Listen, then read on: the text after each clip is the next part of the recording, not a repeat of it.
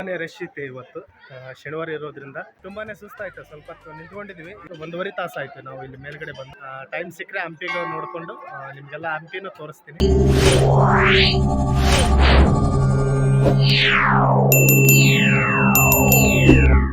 ಸ್ನೇಹಿತರೆ ನಮಸ್ಕಾರ ಎಲ್ರಿಗೂ. ಇವತ್ತು ನಾನು ನಿಮ್ಮನ್ನ ಅಂಜನಾದ್ರಿ ಬೆಟ್ಟಕ್ಕೆ ಕರ್ಕೊಂಡು ಬಂದಿದ್ದೀನಿ.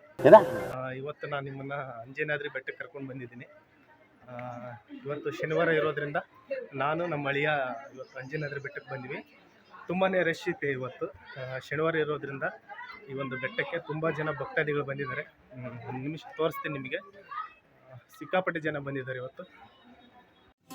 ಇವಾಗ ಟೈಮು ಬೆಳಿಗ್ಗೆ 11 ಗಂಟೆ ಆಯಿತು. ಆವಾಗಲೇ ಇಲ್ಲಿ ತುಂಬ ಜನ ಬಂದಿದ್ದಾರೆ. ಬೇರೆ ಬೇರೆ ಕಡೆಗಳಿಂದ ಎಲ್ಲೆಲ್ಲೋ ಕಡೆಗಳಿಂದ ಜನಗಳು ಬಂದಿದ್ದಾರೆ. ಯಾಕಂದರೆ ಈ ಒಂದು ಅಂಜನಾದ್ರಿ ಬೆಟ್ಟದಲ್ಲಿ ಹನುಮ ಜನಿಸಿದ ಒಂದು ಸ್ಥಳ ಪ್ರಸಿದ್ಧಿ ಪಡೆದಿದೆ. ಹಾಗಾಗಿ ಇಲ್ಲಿ ಎಷ್ಟೊಂದು ಜನ ಬರ್ತಾರೆ. ನಾವು ಕೂಡ ಈ ಒಂದು ಪ್ರಸಿದ್ಧವಾದ ಸ್ಥಳಕ್ಕೆ ಬಂದಿದ್ದೀವಿ. ತುಂಬಾ ಖುಷಿ ಆಯಿತು. ಯಾಕಂದರೆ ಆಂಜನೇಯ ಜನಿಸಿದ್ದು ಸ್ಥಳ ನೋಡಲಿಕ್ಕೆ ಯಾರಿಗೆ ಖುಷಿ ಆಗಲ್ಲ ಹೇಳಿ. ಎಲ್ರಿಗೂ ಕುತೂಹಲ ಇರುತ್ತೆ, ಅಲ್ಲಿ ಹೇಗಿರುತ್ತೆ ಹೇಗಿಲ್ಲ ಅನ್ನೋದು. ದೇವಸ್ಥಾನ ಯಾವ ರೀತಿ ಇದೆ, ಅಲ್ಲಿ ಒಳಗಡೆ ಆಂಜನೇಯನ ಯಾವ ರೀತಿ ಅಲಂಕಾರ ಮಾಡಿದ್ದಾರೆ ಅನ್ನೋದನ್ನು ನಮಗೂ ನೋಡಬೇಕು ಅನ್ನೋ ಆಸೆ ಇದೆ. ನಾನು ಈ ಒಂದು ಅಂಜನಾದ್ರಿ ಬೆಟ್ಟದ ಬಗ್ಗೆ ವಿಡಿಯೋ ಅಷ್ಟೇ ಮಾಡ್ತೀನಿ. ಯಾಕಂದರೆ ಯಾವುದೇ ರೀತಿ ಮಾಹಿತಿಯನ್ನು ನೀಡೋಕ್ಕಾಗಲ್ಲ. ಯಾಕಂದರೆ ನಿಮಗಾಗಲಿ ಈ ಆಂಜನಾದ್ರಿ ಬೆಟ್ಟದ ಬಗ್ಗೆ ಗೊತ್ತಿರುತ್ತೆ. ನಾವು ಬೆಟ್ಟಕ್ಕೆ ಬಂದಾಗ ಇಲ್ಲಿ ಟೋಟಲಾಗಿ 575 ಮೆಟ್ಟಿಲುಗಳಿದ್ದಾವೆ. ಆ ಒಂದು 575 ಮೆಟ್ಟಿಲುಗಳನ್ನು ಹತ್ತಿ ಆ ಒಂದು ಆಂಜನೇಯ ದರ್ಶನ ಪಡೆದುಕೊಳ್ಳೋಣ. ಅಜ್ಜಿ ತುಂಬ ಕಷ್ಟಪಡ್ತಾ ಇದ್ದಾರೆ. ಈ ನನ್ನ ಮಕ್ಕಳಿಗೆ ತಿಂದ್ಬಿಟ್ಟು ಮನೇಲಿ ಬೇರೆ ಏನು ಕೆಲಸ ಇರಲ್ಲ, ಇಲ್ಲಿ ಬಂದು ನಿಂತ್ಕೊಂಡು ಹೋಗೋ ಬರೋರ್ನೆಲ್ಲ ತರಲೆ ಮಾಡ್ಕೊಂಡು ಪೋಸ್ ಕೊಡ್ತಿರ್ತಾರೆ ಬಡ್ಡಿ ಮಕ್ಕಳು.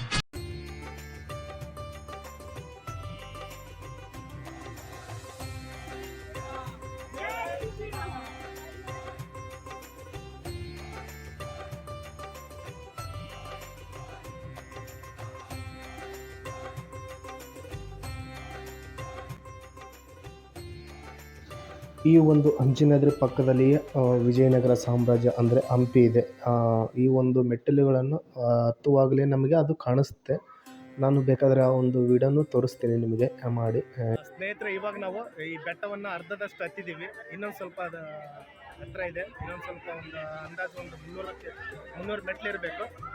ಇನ್ನೊಂದು ಸ್ವಲ್ಪ ಒಂದು ಅರ್ಧ ತಾಸು ಟೈಮ್ ಆಗುತ್ತೆ ಹತ್ಬೇಕು. ನಾವೀಗ ತುಂಬಾ ಸುಸ್ತಾಯಿತು. ಸ್ವಲ್ಪ ಹೊತ್ತು ನಿಂತ್ಕೊಂಡಿದ್ವಿ. ಇಲ್ಲಿಂದನೂ ವ್ಯೂ ತುಂಬ ಚೆನ್ನಾಗಿ ಕಾಣ್ತಾ ಇದೆ ಹಂಪೆ.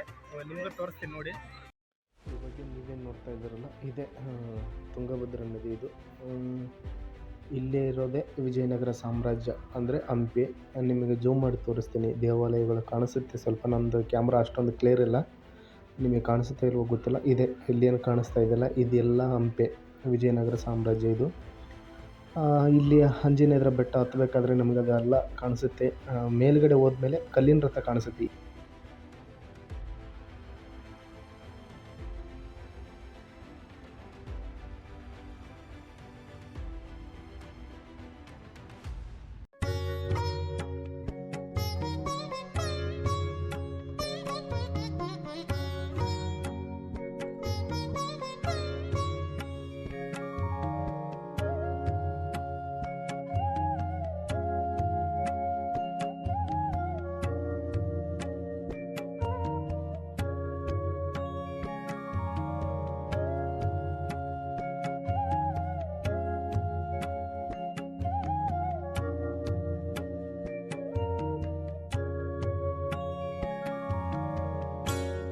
ಕೊನೆಯದಾಗಿ ನಾವು ಈಗ ಪೂರ್ತಿಯಾಗಿ ಮೇಲ್ಗಡೆ ಬಂದಾಯಿತು. ಇನ್ನೇನು ಒಂದು 5 ನಿಮಿಷದಲ್ಲಿ ದೇವರ ದರ್ಶನ ಪಡಿತೀವಿ. ನೋಡಿ, ಇಲ್ಲಿ ಪೂರ ಮೇಲ್ಗಡೆ ಇಷ್ಟೊಂದು ಜನ ಸೇರಿದ್ದಾರೆ.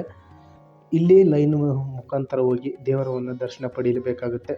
ನೋಡೋಣ ಯಾವ ಥರ ಒಳಗಡೆ ಯಾವ ಥರ ಸಿಸ್ಟಮ್ ಇದೆ, ಯಾವ ಥರ ಒಂದು ಆಂಜನೇಯನ ಮೂರ್ತಿಯನ್ನು ಅಲಂಕಾರ ಮಾಡಿದ್ದಾರೆ ಅನ್ನೋದನ್ನು ನೋಡಬೇಕನ್ನೋದು ನಮಗೆ ಕುತೂಹಲಕಾರಿಯಾಗಿದೆ. ನಮ್ಮ ಜೊತೆಗೆ ನೀವು ಕೂಡ ಆಂಜನೇಯ ದರ್ಶನ ಪಡೆದುಕೊಳ್ಳಿ ಅಂತ ಹೇಳ್ತಾ, ನಾವು ಈಗ ದರ್ಶನ ಪಡೀಲಿಕ್ಕೆ ಹೋದಾಗ ಅಲ್ಲಿ ಕೆಲವೊಂದಿಷ್ಟು ರೂಲ್ಸ್ಗಳಿರ್ತವೆ. ಯಾಕಂದರೆ ಮೊಬೈಲ್ ತೆಗೆಯುವಂತಿಲ್ಲ ಅಥವಾ ಫೋನುಗಳ ಮುಖಾಂತರ ಫೋಟೋ ತೆಗೆಯುವಂತಿಲ್ಲ ಅಂತ ಹೇಳಿ ನಿಯಮಗಳನ್ನು ಸೂಚನೆಗಳನ್ನು ಹಾಕಿರ್ತಾರೆ. ಆ ಒಂದು ಸೂಚನೆಗಳನ್ನು ನಾನು ನೋಡಿ ವಿಡಿಯೋ ಮಾಡೋದನ್ನು ನಿಲ್ಲಿಸ್ತೀನಿ. ಹಾಗಾಗಿ ಯಾರೂ ಕೂಡ ಬೇಜಾರಾಗಬೇಡಿ ಅಂತ ಹೇಳ್ತಾ, ನೋಡೋಣ ಎಲ್ಲಿ ತನಕ ಮೊಬೈಲ್ ಯೂಸ್ ಇದೆ ಅನ್ನೋದನ್ನು ನಾನೀಗ ಅಲ್ಲಿಯವರೆಗೂ ಒಂದು ವೀಡಿಯೋನ ಮಾಡ್ತೀನಿ.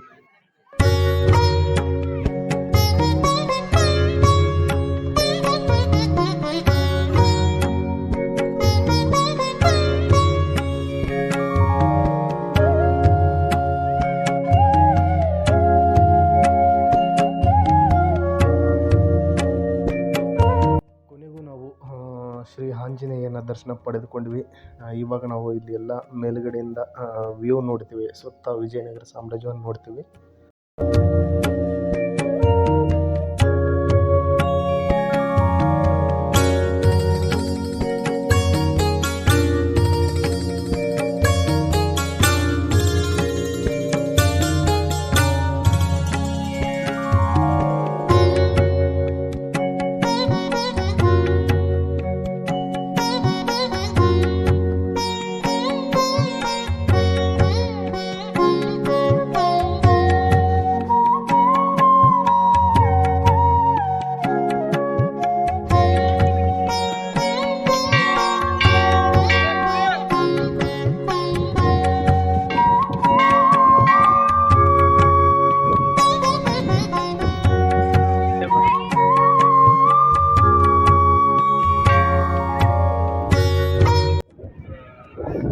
ಇವಾಗ ನಾವು ದೇವರ ದರ್ಶನವನ್ನು ಪಡೆದುಕೊಂಡು ಇವಾಗಲೇ ನಾವು ಟೈಮು ಅಲ್ಲಿ ಸುಮಾರು 12ವರೆಗೆ ನಾವು ಮೆಟ್ಲನ್ನು ಹತ್ತಿದ್ವಿ. ಈಗ ಇಲ್ಲಿ ಮೇಲ್ಗಡೆ ಬರೋಷ್ಟರಲ್ಲಿ 1 ಗಂಟೆ ಆಯಿತು.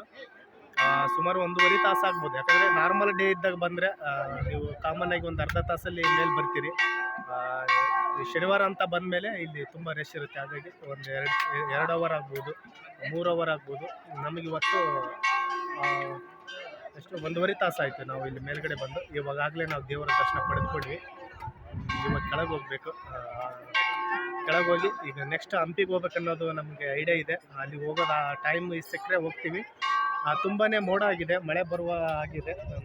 ಏನಾಗುತ್ತೋ ಗೊತ್ತಿಲ್ಲ. ಟೈಮ್ ಸಿಕ್ಕರೆ ಹಂಪಿಗೆ ನೋಡಿಕೊಂಡು ನಿಮಗೆಲ್ಲ ಹಂಪಿನೂ ತೋರಿಸ್ತೀನಿ.